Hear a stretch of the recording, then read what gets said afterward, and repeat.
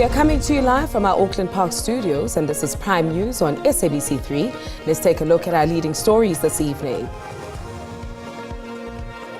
We start off with President Ramaphosa stating that his administration is determined to address the service delivery challenges and the current mismanagement in the Northwest to restore public confidence. The Department of Communications and Digital Technologies has appointed BMIT Knowledge Group to develop a funding model for the South African Broadcasting Corporation. Golden Arrow bus services and Metro Rail will provide additional capacity to assist residents in getting to work and learners getting to school. And the Western Cape Minister of Mobility has announced the closure of 6 taxi routes following the recent taxi-related violence between 2 taxi associations, Kata and Kodeta.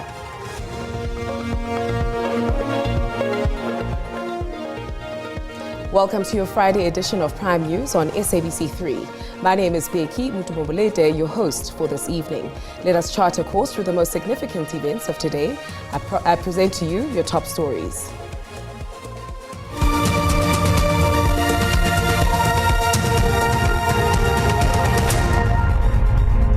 President Cyril Ramaphosa says his administration is determined to address the service delivery challenges and the current mismanagement in the Northwest to restore public confidence.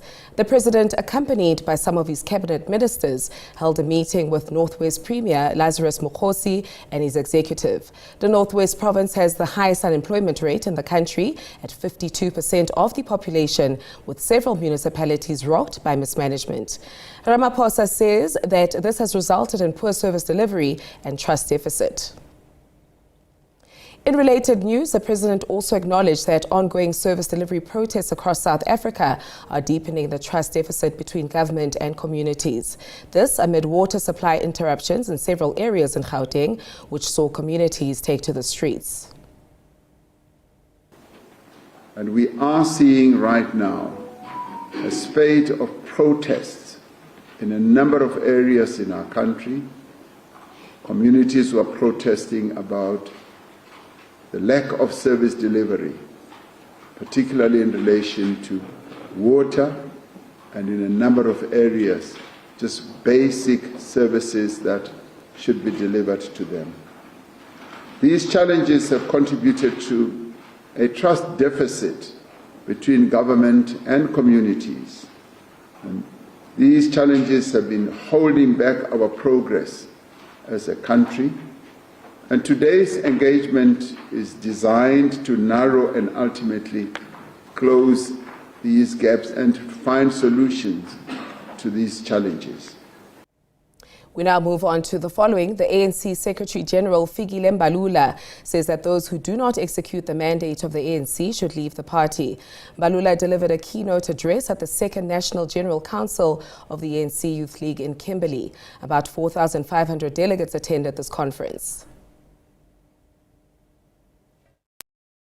Secretary General Fikile Mbalula has urged the young people in the movement to refrain from bickering and infighting. Mbalula has called for those in the movement to stay resolute in strengthening the movement. He stressed that young people should be afforded an opportunity to assist the ANC in retaining power.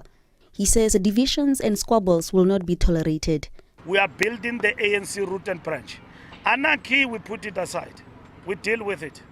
And then we know our structures are decisive with regard to that. There are remnants and elements who are whinging and all of that, doing wrong things and so on, but we are dealing with them. Even here in the Youth League, because some people are disgruntled about some regional conference. The ANC Youth League has welcomed the withdrawal of the draft regulations that would have resulted in student debt being listed with credit bureaus. As the ANC Youth League declared unemployment disaster, we said to the president, the same way he dealt with COVID-19 must be the same way he deals with the unemployment issue, because it strips the youth and families of their dignity, and it's a matter that we have solutions for. We told them that they must industrialize, they must put export quotas, the raw materials below the soil must be able to be utilized to create enough opportunities and jobs for our people. The ANC Youth League has stressed that it wants to champion the interest of young people and ensure that they are in the driving seat of the economy. The League further says youth unemployment should be declared a national crisis Tebogo Msimanga, SABC News, Kimberley. In matters closer to home, the Department of Communications and Digital Technologies has appointed BMIT Knowledge Group to develop a funding model for the South African Broadcasting Corporation.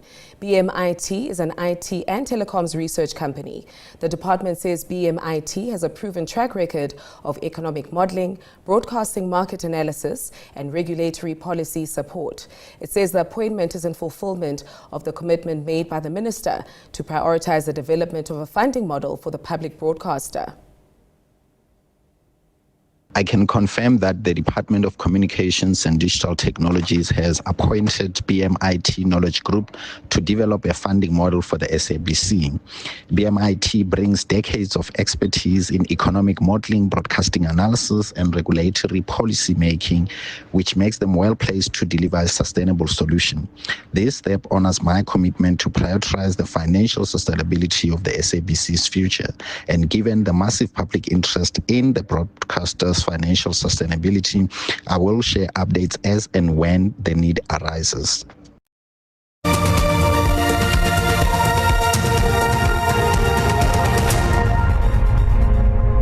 Welcome back to Prime on 3. The Western Cape Minister of Mobility, Isaac Sileku, has announced the closure of 6 taxi routes following the recent taxi-related violence between 2 taxi associations, Kata and Kodeta. The disputed routes include Mfuleni to Somerset West, Lwandle to Khayelitsha via Somerset West, and Nomzamo to Mfuleni. The closures will take effect from next week, the 17th, and 6 people have died in recent taxi shootings in Cape Town. The decision follows numerous meetings between the Western Cape government and the 2 affected associations that sought to find a lasting solution to the ongoing taxi violence. The Department of Mobility says it is fully aware that these routes serve thousands of residents daily.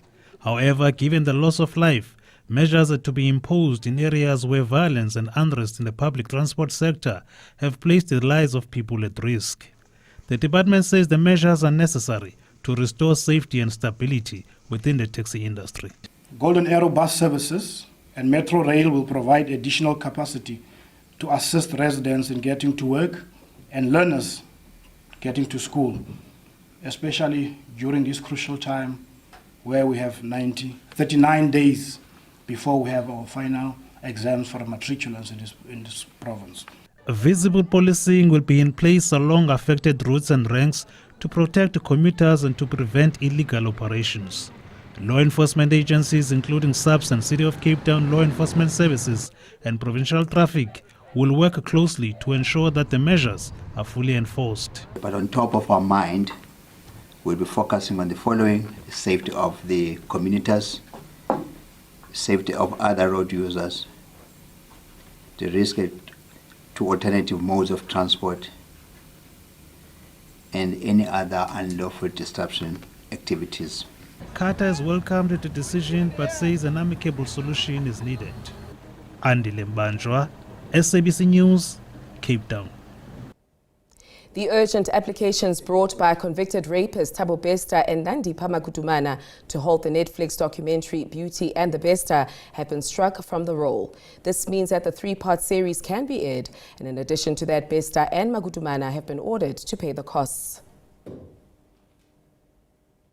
Well, Judge Sulet Potrel was scathing as she ruled that Nandi Pamakutumana's claim that the matter was urgent was self-created, and was also critical of her legal team, who the judge said placed the opponents under undue pressure by the filing of their late papers, and that they knew the documentary would be aired as early as August. I find that the application is not urgent and it is struck from the roll.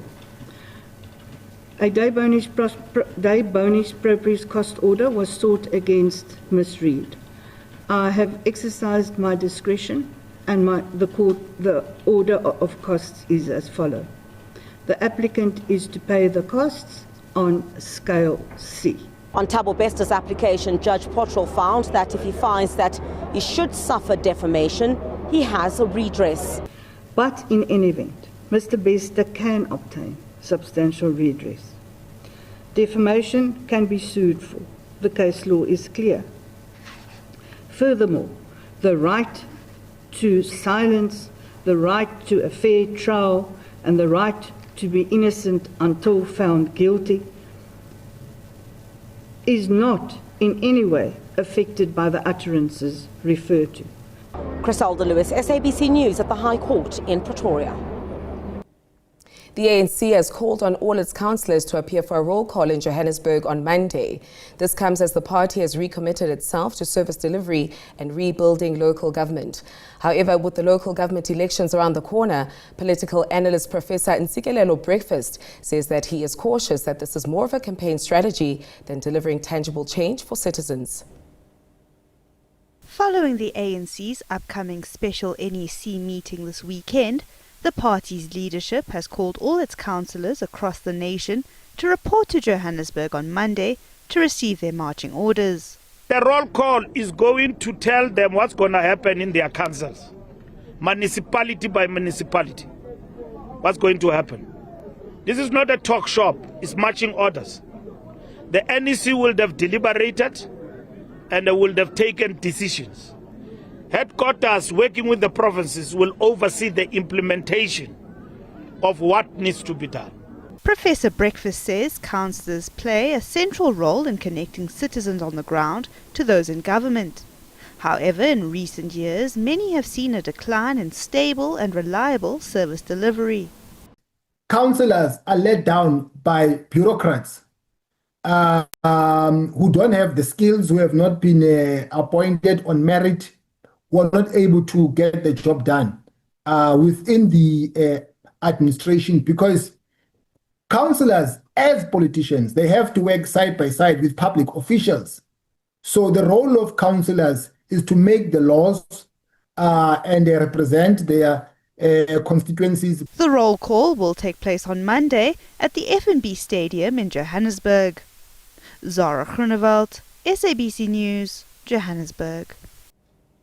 Some Limpopo families whose loved ones were killed in assassinations that are suspected to be politically motivated wish that their cases could also be investigated by the Matlanga Commission of Inquiry. SABC News revisited some of the families who expressed their wish for the Commission's terms of reference to be expanded. Unionists Ronald Mani and Timson Mosecho were gunned down 6 days apart in separate incidents in Thohoyandou in 2019. The pair were leaders of Workers' Union, SAMU, at the Vhembe District Municipality. At the time, they had led numerous protest marches against the municipality's illegal investment into the now defunct VBS Mutual Bank. 3 Razuma siblings have been arrested for Mani and Mosecho's killings. The siblings, Simon, Percy and Dibo, are believed to be the gunmen who were hired to carry out the assassinations. Our wish is if that can be open to all, and including our case, the Mani and Mosecho case, so that it can go there and get investigated further, and hoping that the Commission will be able to get into the core of the case. Slain ANC councillor at the Mogalakwena municipality, Falten Kekana, was gunned down while sitting in his car in Mokopane in 2019. ANC member Ralph Kanyani, who was also in the same car, also suffered the same fate. They make new arrests all the time and later release the people. We constantly have to go to court, and it never amounts to anything that kills our spirit because we lost a breadwinner. Leader of the Mogalakwena Residents Association, Pete Bale, was shot and killed in Mahwele Ring in 2014. There's no doubt that this is one of those political matters in the province, and there are people who are behind all these things, but those people, they are faceless as things stand at the moment. Biman Baloi, SABC News, Shikundu, outside Malamulele.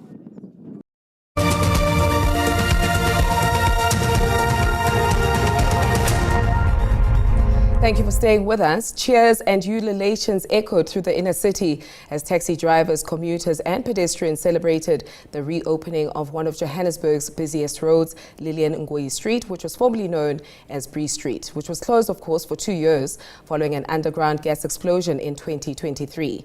The explosion claimed 1 life and caused severe damage to infrastructure.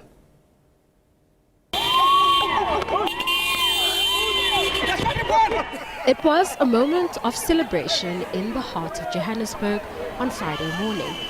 Lillian Ngoyi Street officially reopened to the public after being closed for 2 years. Motorists and commuters made sure the moment didn't go unnoticed. We can run away if they're trying to mug us, and yeah, man, we can push our businesses now. We're always using this road to get from, Soweto to North, where all the taxis are. Taxi drivers are excited to be back on Lillian Ngoyi Street after the long closure. But some are concerned about the reduced number of lanes, which were narrowed to make the sidewalks wider. The local government has failed us by reducing the lanes. We use this spot as a taxi rank. I'm not sure if things will go back to how they were. Other taxi drivers have welcomed the new shelters along the street, appreciating that they can now be used as convenient drop-off points. Businesses are also breathing a sigh of relief. I'm very, very happy today because the business was not going well. I'm happy the road is open. Traffic is now flowing smoothly on Lillian Ngoyi Street following an official update during a media briefing led by Johannesburg Mayor Dada Morero earlier this month. Balentle Mthethwa, SABC News, Johannesburg. Former President Thabo Mbeki has called for a renewed commitment to Africa's development agenda. Speaking at the inaugural Professor Stan Sangweni Memorial Lecture at UNISA's Macklemuir campus in Pretoria, Mbeki reflected on South Africa's diminishing focus on the continent in recent years. The lecture honors the late Professor Sangweni, the first chairperson of the Public Service Commission in the democratic era, and aims to celebrate his legacy of ethical leadership and public service. It's very clear to us as the Congolese that we need a national dialogue. We need to get together as the Congolese and say, what do we do about the Congo? That is a unanimous view. That includes the M23. I'm saying it includes the governing party of the Congo of President Tshisekedi. And hopefully that will happen. That the Congolese will again get, they call it the Sun City number 2.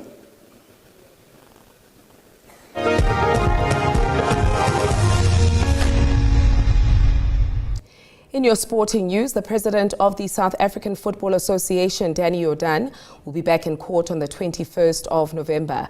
A pending High Court matter and the state not being ready to commence with the matter has resulted in the fraud trial of Jordaan and his 2 co-accused in the Palm Ridge Magistrates Court in Ekurhuleni being postponed. The trio appeared in the Palm Ridge Specialized Commercial Crimes Court on Friday morning. They are accused of misappropriating 1.1 million rand of SAFA's funds between 2014 and 2018. The matter was postponed because the state has obtained an additional 64 gigabytes of information it needs to process before the trial can commence. The charge sheet may also be altered based on new evidence found. The new evidence was discovered when the trio presented selective information in their application to have the case struck off the roll. The application was dismissed. Jordaan and SAFA CFO, Groni Hluyo, are also challenging the legality of the search and seizure operation conducted at SAFA House in March last year, 8 months prior their arrest. There are certain High Court matters which are impacting this matter. There is an application for the review of the search and seizure that was conducted in respect of this matter. Following the extra information received by the state, the NPA does not rule out the possibility of more arrests being made in the near future.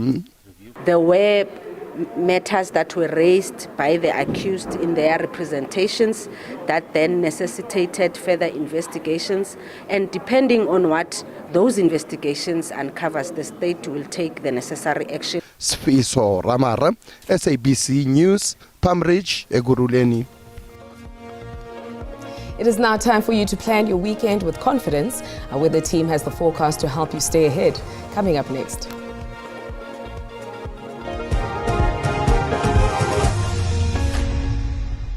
Good evening and welcome. Let's take a look at what to expect weather-wise for tonight as well as tomorrow. Partly cloudy across most parts of the country with a band of isolated showers and rain along the coastal regions of the Eastern Cape. Showers and thunder showers over the eastern parts of the Eastern Cape into KwaZulu-Natal and the central regions of Mpumalanga, and another band expected in places over the western parts of the Free State through the central and northern parts of the Northern Cape. Now tomorrow, starting off with early morning fog patches in places along the escarpment of KwaZulu-Natal and over the western parts of the country. Those fog patches expected to reduce visibility to less than a kilometer in places. Otherwise, we'll be fine over the western and extreme northern parts of the country. Partly cloudy conditions expected through the central as well as the southeastern and eastern parts, with that cold front bringing a broad band of isolated to scattered showers and rain, mainly widespread over the eastern parts of the Eastern Cape. South African Weather Service warning of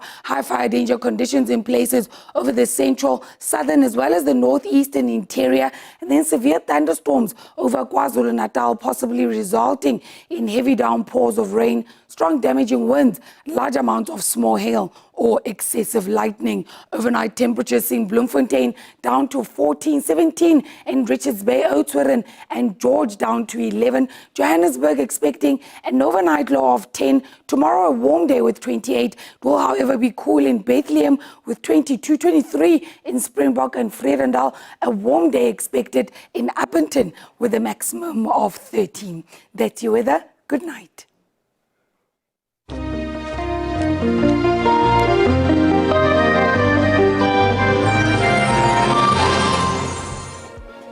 We wrap up with the final take, but definitely not the final say. We wish you a fabulous weekend ahead. And until next time, from myself and the team, stay ahead, stay curious, and keep informed. Good night.